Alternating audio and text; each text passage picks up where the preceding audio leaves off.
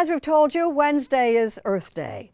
For some, it may feel hard to celebrate given recent efforts to increase our reliance on coal and oil.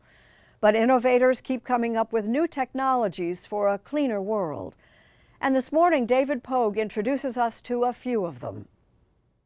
Here are two global problems you probably don't like to think about. First, burning gas and coal is still heating up the planet. Second, you know those thousands of AI data centers popping up all over the country? They consume enormous amounts of power, which produces even more carbon pollution and drives up our electric bills. And this is not really going to stop. We're still at the beginning of this demand. Garth Sheldon Colson is the CEO and co-founder of Panthalassa. He hopes to address both problems at once with wave energy. The ocean is really unlimited in terms of how much energy is available. It will really be the cheapest energy on the planet. What this thing is really is a floating hydroelectric dam. Panthalassa's test model, the Ocean 2, now rests on its side at the company's plant in Vancouver, Washington.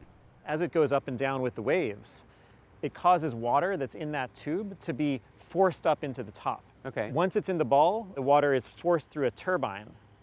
The turbine spins, and that's what makes the electricity. The water sits here, so all you see is this part on top. Using a model of the latest design, the Ocean 3, Sheldon Colson explained the most surprising part.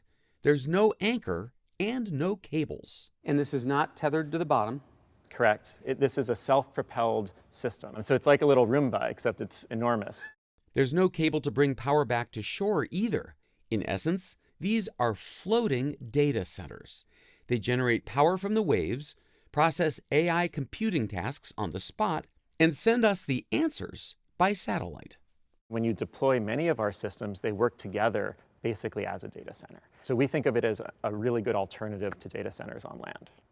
Panthalassa has all of the private funding it needs because it offers AI companies a quicker, cleaner way to get power than building data centers on land. Construction of the Ocean 3s is well underway. When will this exact unit see water? This system will be deployed around August of this year.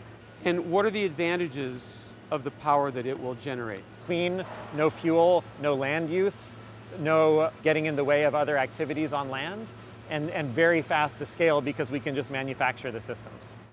Eventually, the company hopes to deploy thousands of them far out at sea. Do you ever wake up in the morning going, I might be the guy who can solve two of the biggest problems in the world, not enough energy and too much pollution?